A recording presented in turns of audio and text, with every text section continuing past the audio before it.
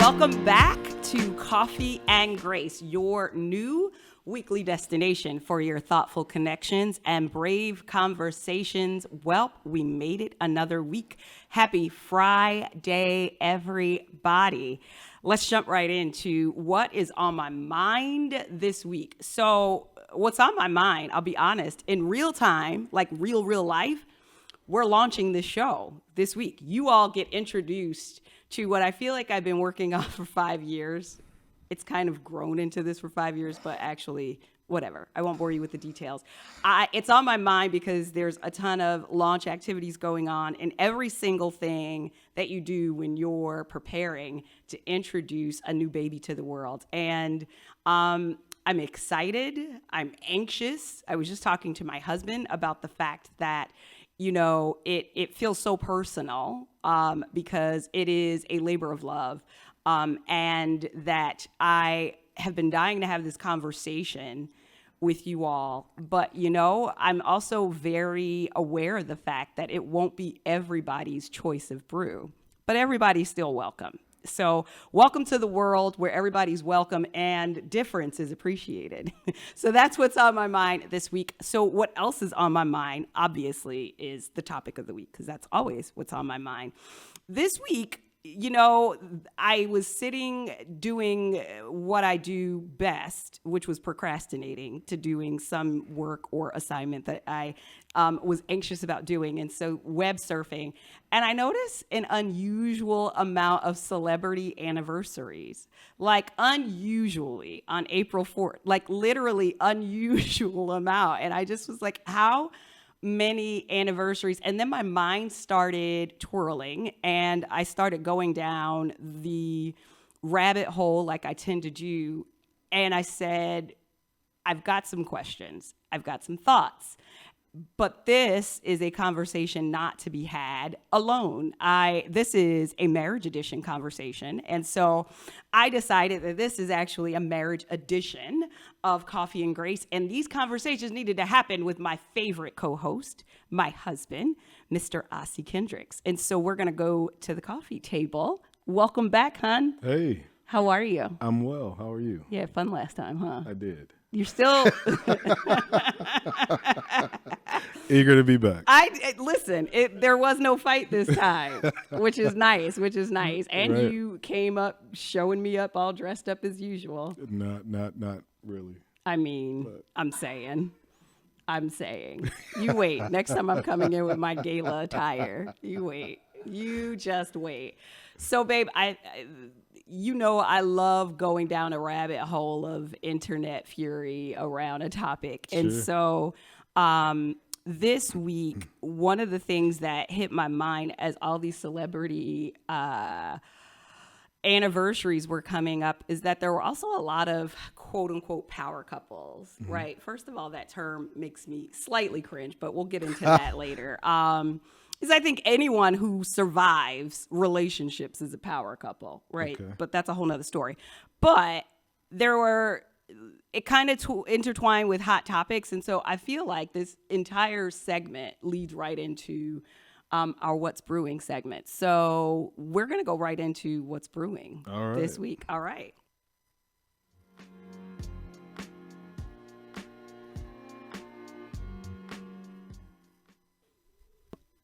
All right. So, babe, guess what? What's up? The Carters turned 13 this week. Oh, yeah, I know. That's amazing. Amazing because they're so huge. I mean, in their own rights. Huge is exactly right. In fact, to be exact, Forbes calls them the first billionaire hip hop couple. Right? So there's more than $1 billion between them. In fact, I remember that song she made about the elevator. And I think back then it was like, that's what happens when there's like $800 million between us. Well, now there's $1 billion between them, okay? It's a lot going down in the elevator. But right. As everyone, so I noticed immediately, right, that when the anniversary popped up and, you know, because they are, I feel like, America's favorite second couple, because I think the Obamas are the first couple, but we'll talk about them in a little bit. Forever, ever, right? Like us, right? Forever. But everybody immediately went to how they recently broke Grammy records, right? With these 51 Grammys between them and a whole bunch of other things. Sure. Shout out to the Carters because they are an empire, right? I immediately, though, went to thinking, I wonder how they do this. Because they're not just music moguls, right, with these individual empires. And although they have individual entities that they own amongst themselves in these amazing careers, the reality is that they actually do business together. Right. Like, I mean, the list goes on. But before I get into what they own together, did you know Jay-Z owned a cognac company? I did. Do say.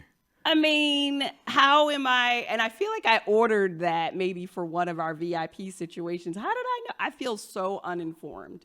I'm a cognac lover, so So you knew. yes. Didn't even tell me. Second to another one that I won't say. Wait.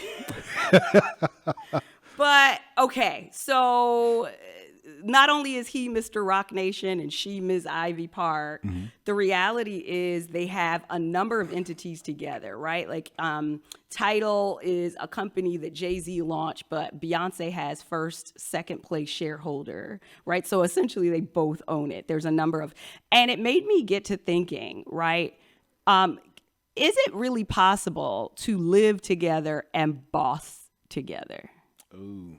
Like, it's one thing, I think, for couples to be in a high-powered marriage or household and both have high-powered careers and figure that out, because that's hard enough. It's a whole nother when you decide we're going to unite forces and we're going to dominate and boss together in the same company. I think that is some hard-ish. And it made me wonder, especially when I think about our newlywed status and how I feel like I won't say accidentally, but certainly unintentionally fell into bossing together. Sure. And I think we take intention with what we do and projects that we do, but we certainly didn't set out to say. And when I thought about it and sat back, there's more couples, right? Some of which who had recent anniversaries, some who didn't, but couples that come to mind that are also known as bossing together, right? We've got Will and Jada. Yep. Right? Love me some Smiths. Now, granted, they've got some entanglement situations, right? But so do the Carters, right? Hashtag lemonade. And so we also have our beloved Barack and Michelle. Yes. Right? Who, we know them as doing president and first lady together. But the reality is, post-presidency, they are very intentional about doing business together. They're launching production companies. They're launching foundations separate from the foundation that's post-presidency. Another couple that comes to mind, maybe one that not everyone thinks about, is Rita and Tom Hanks. I mean, I feel like they started some of this. Like, they are the OGs. Did you know that they produced My Big Fat Greek Wedding? That's like over 30 years ago. Oh, wow. No. And then another, we've got, the list goes on. Viola and Julius, who just landed a crazy first look Amazon Studios deal. Shout out to Queen Viola. Right. And then another, maybe not so known, but one of my, distant mentors, Paul Brunson and Jill. Oprah named Paul the world's best matchmaker. It is what he does for a living amongst leading a whole bunch of other businesses. And I thought about them because when I think about Paul and Jill doesn't really like to be in the front. And so, however, it's very clear that Jill is equal important.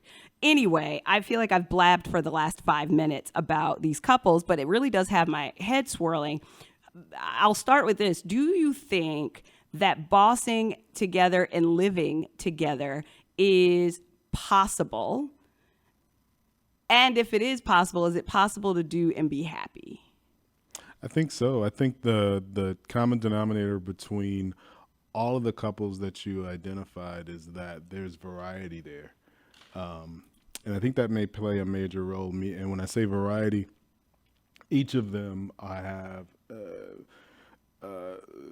talents in their own right. True. Each of them are business owners, and when they come to the table together and form something, co-found a business or family business, then it continues to add to that variety. So they have options, if you will. So they're waking up to me every day dealing with something anew. True. And it could be something that they're doing within their business that they have together, or it could be something that they're doing within their businesses separately. So different levels of stress, anxiety, support. So I think it can happen. So I agree that it can happen, but you bring up a lot of good points, right? Every day there's something anew. Yep. There's stress, but also the fact that maybe there's been some practice on their end, because you stated how what they tend to have in common is, they all had their own career, if you will, within their own right. And there are everyday couples like us, right, who are much lesser known, right? We also conversely know some couples who it didn't work out that well for, right? Sure, I mean, sure. we've got Jeff Bezos and his ex-wife. Kanye and Kim, but we don't want to sit in that sad story. However, I say that to say those were also two couples who had their own and came together and started intermingling, bossing together, but showed how it could blow up. And so what do you think are the distinctions, or that makes the difference between the couples who are able to thrive in it and the others who don't? I think, interestingly enough, although I'm empathetic that they have to live their life out on the world stage, what I am grateful for when we think of the Wills and the Jadas and the Beyoncés and the Jays is because they do have to play it out to some extent on the world stage.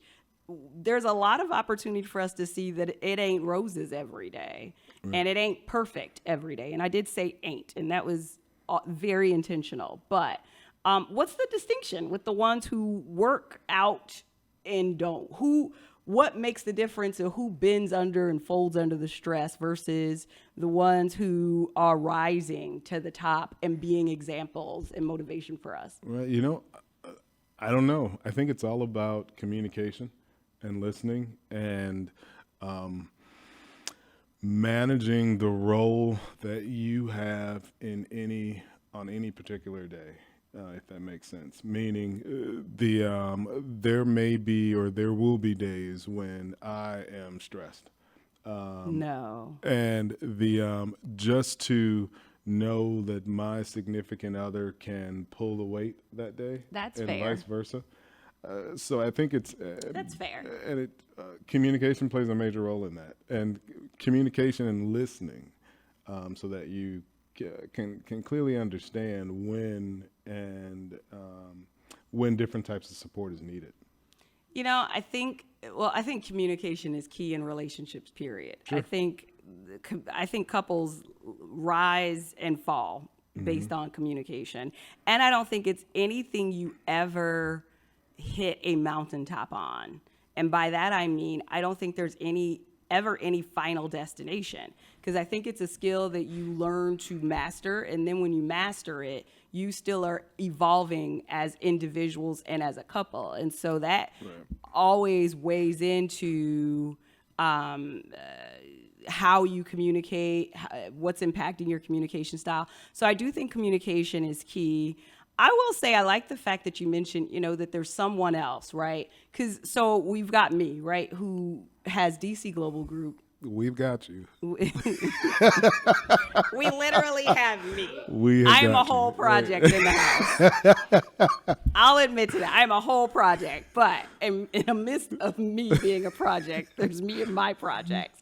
So there's DC Global Group. And I'll be honest, there are days, right, that I'm literally I've gotten much better at telling you, being forthright with when I'm overwhelmed and exhausted. Sure. Which I think helps me not completely spaz out and outburst. But there are days that you ask me how you can help. And as much as I appreciate it, there's equal frustration because there's nothing that you can do to help because you're not intimately involved in the day-to-day. And most of the time I disagree. Tell me more. I think there's always an opportunity for boss couples to divide and conquer.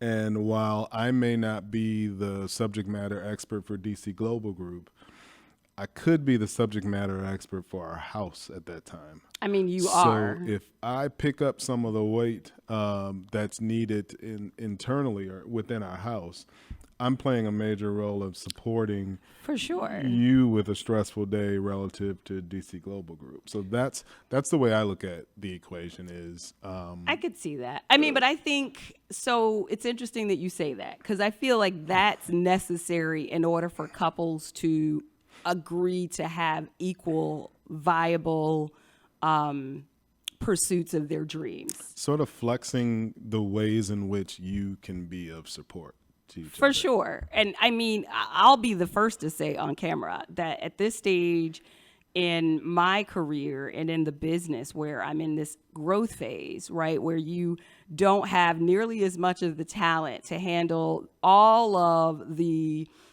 work that you prayed for, right? Because we're not mad at this abundance and these checks, right? We're not mad at the opportunities.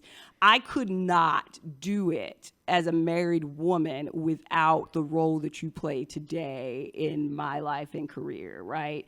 Which was hard for me at first because I won't even say that I was raised to be Susie Homemaker, although I was raised to be Susie Homemaker. I will say that I am a people pleaser, and I'm not mad at being a people pleaser. And one day I'll have a conversation with the Koffee and Grace community because I think we're taught that being people pleasers is a bad thing, except I don't think the core of wanting to make people happy, I don't think anything about that could ever be bad. I think without boundaries and self-awareness, it can drain. But I love making sure you're taken care of. So it took a lot for me to adjust to not feeling guilty. I feel like when I talk to my friends who have kids and they've got mom guilt, I have husband guilt and house guilt. I do, right? Every time I see you, not every time, but almost every, okay, well, the dishes, it's only once a week because I've never liked dishes. That's just not my thing. But like laundry and making beds and cooking. Well, you don't like my everyday cooking, but anyway. Let's go back for a second. Okay. With dishes, what did you say? That you do the dishes. I don't. Oh, okay. Whatever. I thought you were throwing it out there that you do the 1 day a week. No, I said I only feel guilty about not doing the 1 day a week. It's like, that's new to me. Listen. We found out that early on. Okay, like if you would have popped up any day when I wasn't living with you, and it was between house cleaning situations, and the dishes wasn't going to be done. But anyway, so no, my house guilt for dishes only comes once a week. But and I think sometimes we've had disagreements because sometimes the weight of your world, because you are your own entity boss, right? And you have your own businesses and you lead an organization. Sometimes the weight of that collides. Sure. And you've said to me, I need help, right? And I literally sometimes have had nothing else to give. And so it just taps into that guilt. And so for me, I think that that's a challenge with any household who has two human beings who say, I want you to live your dreams and I want you to live your dreams, and we're going to leave them together. I think things get even more complicated when we say, what's our dream together? What business can we start? So for instance, we work on some projects together. Mm-hmm. And, we've had our moments on some of those. Sure. And so I can't imagine, I can, but I can't. I wonder how for decades, couples, right, living under a spotlight are running full-on businesses together? Who chooses to take that on, and what is making them thrive when others aren't, right?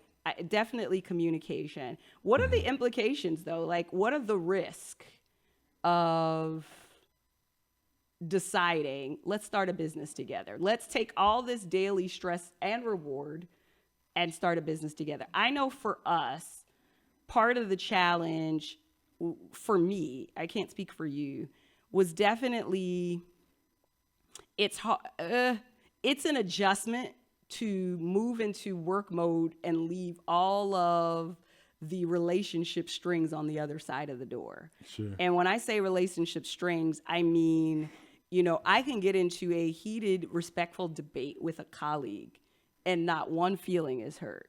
And we understand that it's business and we're trying to get to a common outcome. For some reason with work and with my husband, the feedback and the challenge lands differently. Mm-hmm. So that's just me. How is it for you, though, working with me? Well, there's some pros and cons, and I think the it's not all roses and glorious. Not so much, but let's see. A pro would be when we have opportunities to celebrate success for each other, and Amen. I think at that time since we are engulfed in it together, we really truly know what it means for the other person to celebrate success. Like this Friday when your vodcast debuts. Whoop, whoop. I've seen the hard work that has gone into this. So to get to that point is monumental. So exciting. Aww. And then the cons, you can't leave it. Meaning to make sure that there's opportunities that you and I do something that's outside of work. Yeah. If you will. And it's difficult now, or has been difficult, because for the past little bit over a year, it's just been us in a house locked up. With Mason, with our dog, who somehow requires more and more attention every day. Right. As much as I long to be amongst people or outside of the house, I didn't have that. We didn't have that. No. Well, and it's funny you should say that, because I think, so I'm going to go back to highlight something you said, right? That it's important to make sure you do things outside of work. And this is how I dissect that you're basically saying it's really critical for it not to always be about work and the business. And I will tell you, that's very hard for me, because as much as I complain sometimes about, I'll put it this way, I won't say complain, as much as I would prefer more endurance and energy, I love work. Like, I think as a person who didn't have the same educational path as most of my colleagues, I spent all of my spare time self-learning, doing more research, and doing more work, so that I would outpace them and pace at the same pace as my boss. So I think when I got married and started my own business, those habits really didn't fade. So when I start working with you, it's nothing for me, right? Randomly in the middle of the day when the idea hits me, I kind of treat you like my colleague. I want to run into your office because I don't have anybody else's cubicle to go to. Sure. And tell you, what's going on. And so for me, it's funny you should say that. That's hard. It's hard for me not to always talk about business. And that's, to me, is a con. I don't believe that you should talk about work 24/7. And so that you have to have some times where you just leave that somewhere. How do you know when to turn it off, though? Because I feel like there's always going to be, we're both visionary kind of style, right? I think you are definitely way more systematic than I am. You are kind of the grounder in that case. And so my brain is always swirling. How do you intentionally create the boundaries to shut it off so that you avoid the landmines, right, of not giving the other person or the body of marriage these spaces or giving them, how would I say? I won't say the boundaries as much as giving the work its time and place and giving the marriage its time and place. Date nights, conversations. Now we're hooked on TV We thanks are to hooked on TV. the pandemic. So, I mean, we don't have I those was hooked on conversations TV before when then. This Is Us is on, or when, Shout out to This Is Us. or Shout out to or the Pearson clan. but we do like when we watch Married at First Sight, how we can have a conversation that resembles relationships, that resembles one of our businesses, whether it's an entrepreneur or True. Wait, so pause. You know, we should do a Married at First Sight episode. Okay, see what I mean? Like it's always going.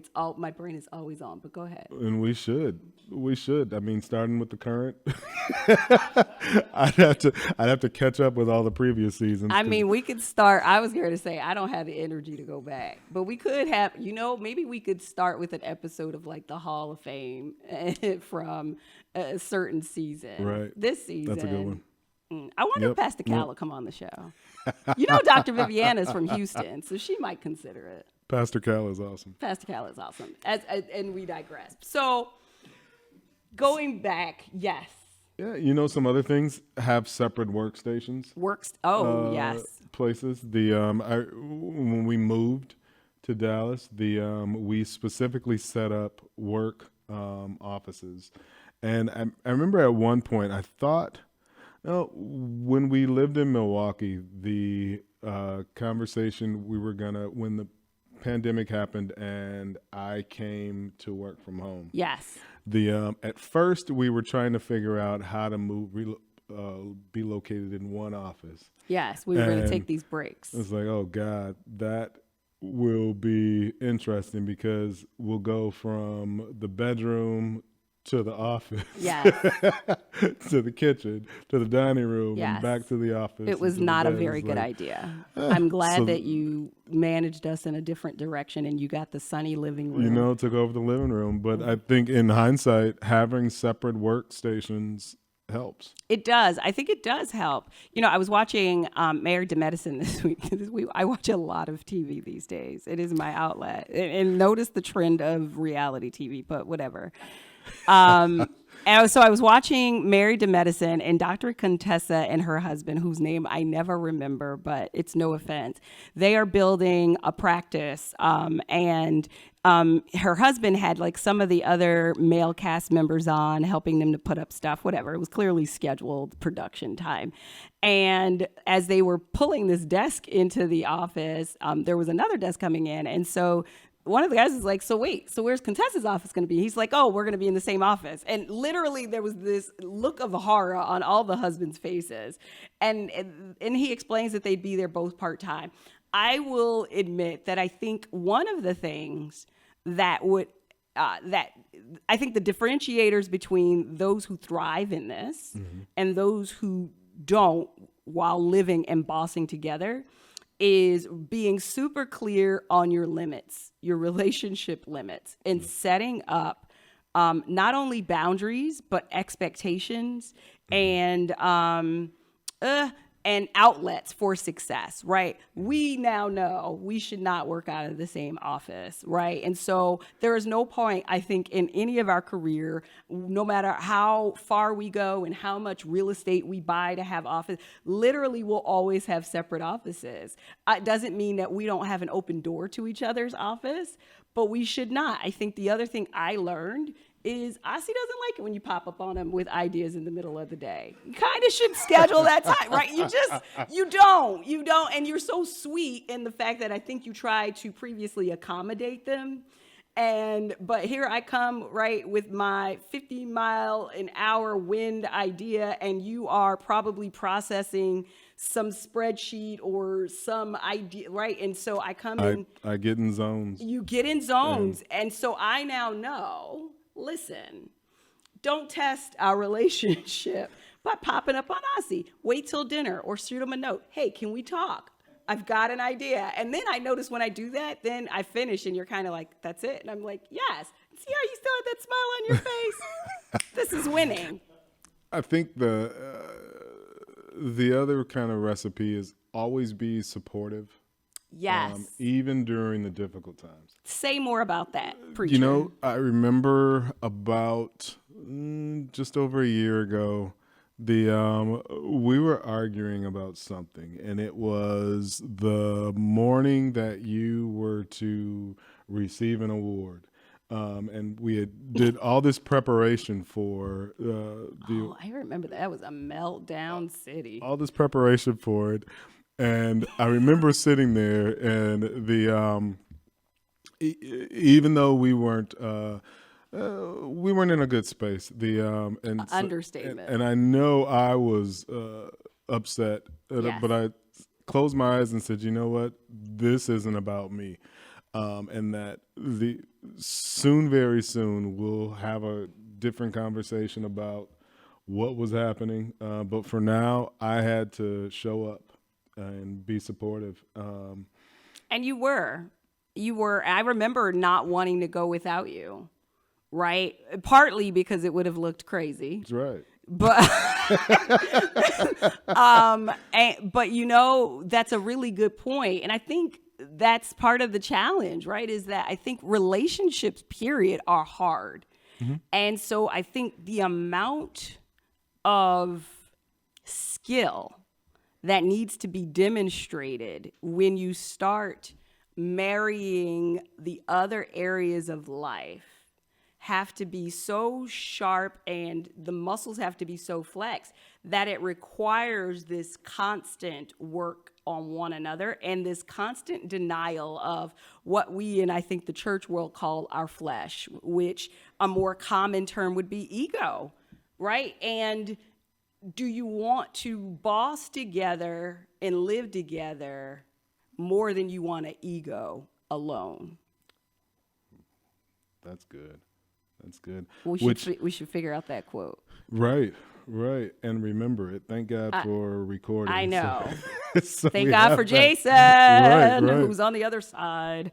I would agree, because when I think about it, anytime we hit a wall, it's really ego that's in the way. Sure. It's really my ego's hurt because you don't understand. Your ego's hurt because you think I maybe do, right? And it's really that. And so I think one of the things that clearly make a difference, in addition to everything you said, is the self-work. I think it has to start with the self-work, right? And if I think anybody listens to any of the couples who have been transparent that we've named today, right? I think you name it, Will and Jada, Viola and Julius were on Black Love. I think that's the name of the show. Even Barack and Michelle, like Michelle talks about in her book how there were times during his era that she had to go see a therapist because she resented him, because he got to go live his dream while she had to take care of their children, which, not that it wasn't a part of her dream, it wasn't a part of the plan. And that how she knew that she couldn't be selfish. Actually, her exact words were, she, after therapy, said, he's not the problem. Actually, good for him. He's the one not letting this unplanned, right, these children and this other part of our life hold him back. I'm the one sitting here sulking. I'm the one who hasn't figured out how I do both and hold us both accountable to it, right? Will and Jada, well, right, that's a whole nother story. It is, but I remember, and so I have this quote that when I was reading on Will and Jada, Will said during the time when the entanglement surfaced and there were rumors of divorce, and Will, and I quote him, there is no deal breaker. There's nothing she could ever do. Nothing would ever break our relationship. She has my support till death, and it feels so good to get to that space. And I said, whoa, so it's obvious that based on that there's been some challenges. Absolutely. But just to get to a space where there's nothing your significant other can do to break apart your relationship, That's huge. I think And that's awesome. super big. And I can recall Jada sharing around the same time and her kind of sharing. And I think people took this one way or another, right? And there's no judgment on how people perceived it. But I remember Jada saying, you know, Will and I have decided to stop referring to each other as husband and wife. We are life partners because there's no end to this. When we constantly refer to each other as husband and wife, we get caught up in the roles we think we're supposed to play instead of allowing each other to fully live who they are to the fullest extent. And in the same conversation, I thought, was looking in the camera just like this, schooling me, saying, one of the biggest reasons relationships fail is because in love, we are sold that disappointment only happens outside those four walls, when it's the primary place that it actually happens, because no one you love can't disappoint you, because love is a choice. Right. It's a choice. It is not the feeling, it's the action. Right. And so I think you make me really, you know, when I kind of pull it together from my rabbit hole of web search and thought around, is bossing and living together a real deal? Are all these famous couples portraying something that's not humanly possible within ordinary means? And I think what you explained today is that it is. It is. And that you can do it and be happy, but that it takes a lot of work. A lot of hard Like a lot of work. It takes ego checking.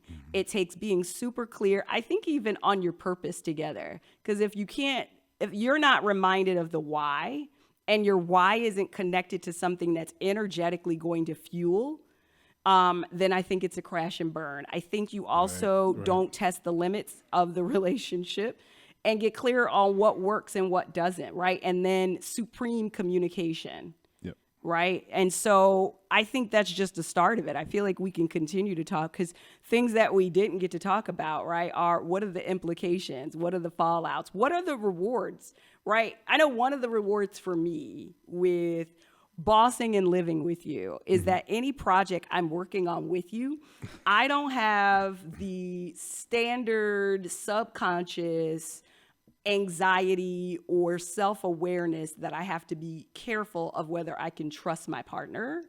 Sure. And like, I can go full in. Like when I'm working with you on a project, for the most part, from a creativity part, I'm free of the stress that I normally have to experience in corporate America, because I don't have to beware of, even do I have a slimy business partner, right? And I think maybe that's one of the key choices or decisions and reasons that people who live together choose to boss together. Yep. I agree. And you also have someone obviously on your side that you can bounce ideas off of in the midst of all the creativity that's happening. And someone that you can get some honest feedback on. It's like, Completely. you know, that's horrible. You should rethink it. Or You've never told me that, but you will give me the hesitation. I always know when you step back and give me the, when the head tilts and I get the, or the response starts with, so just for my clarity, I was like, he hates this shit. Whatever. I'm just trying to understand. But you know, I would say that practice makes perfect, because previously I used to be sensitive about it. And now, like we just had an example, I'll say this and wrap up, where, you know, there's a project we're working on, and there was some isolated harsh feedback around a certain assessment, right, that was created. And honestly, I can recall, my immediate thought was, I sent this to Ossie, and he literally didn't have any feedback about that particular thing. And I think that you give feedback about anything that seems like anyone reviewing it would have to second look. And I don't think you nitpick when you do it at all. In fact, I appreciate it. And so now, there's not a thing that passes my desk that you don't. I mean, you are the unofficial executive producer of the Koffee Grace show. And so I think practice makes perfect. And that along with the ego checking, if you're going to do this together, you have to give the other the capacity to be honest so that with you so that you can show up as your best in the space that you both share. Sure. Woo! Well said. That was a lot. Thank you, honey. You're welcome. That was a lot. Well, you want to keep bossing and living with me? For a little bit longer, yeah. We've got You're this, so stuck. We've got all this entangled. We do. Not We're an entangled literally mess. just getting started. Entangled. There is no entanglement, to be clear. I don't want you all to put on our pages that Ossie released and disclosed that Deirdre and Ossie had an entanglement. Right. Here you heard Right. it first at the Koffee and Right. Grace. We should hashtag entanglement this. We'll all probably get a lot of downloads. That we should hashtag relationship goals. Ooh. That's our hashtag. Because the goal is to keep achieving new heights of your relationship and your ability to relationship together. And Yeah. I think that when you boss together and live together, that is a new level. I don't think it's just, Yeah. maybe I'm looking at it wrong, right? Maybe instead of the question being, is it possible? I think maybe the question is, when is my relationship mature enough There you go. to boss and live together? Agreed. Which we do already. So I guess the next level will be to do it on, hip hop billionaire level. I don't plan on coming and dropping any records. So I don't think we'll be hip hop, but Yeah, I don't maybe, think we'll be maybe that some hip-hop other type of stage, but- billionaires. Well, Right. can you believe we're at time? Awesome. It's time This is literally for flew. the last sip. What's the last sip? Well, Did I catch you off guard? nope, I think you're fine. Okay. We're going to take a break and go and prepare for the last sip. Aha. Okay.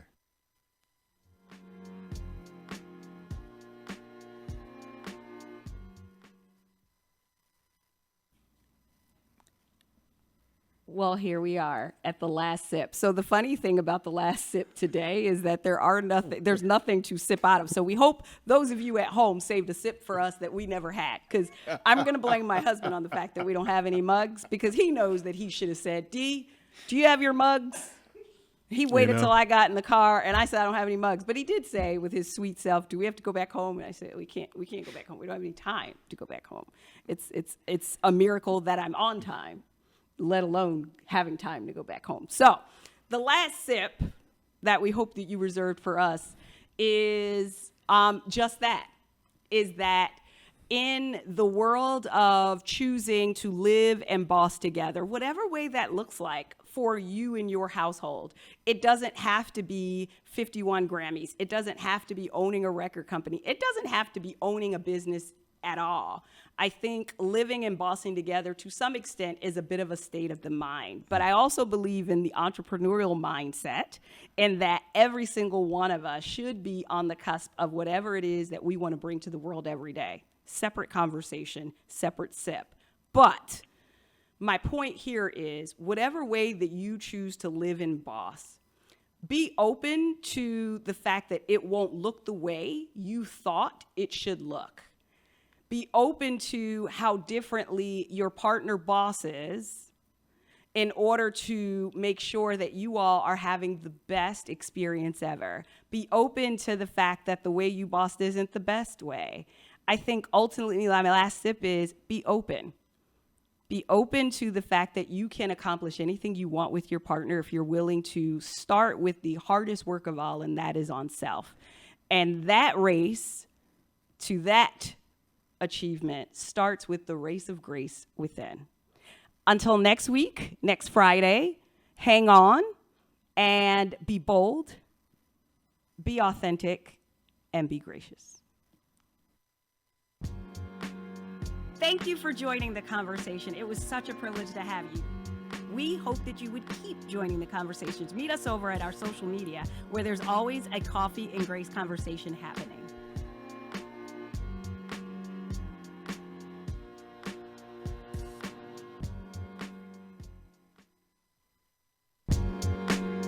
Thank you for joining the conversation. It was such a privilege to have you.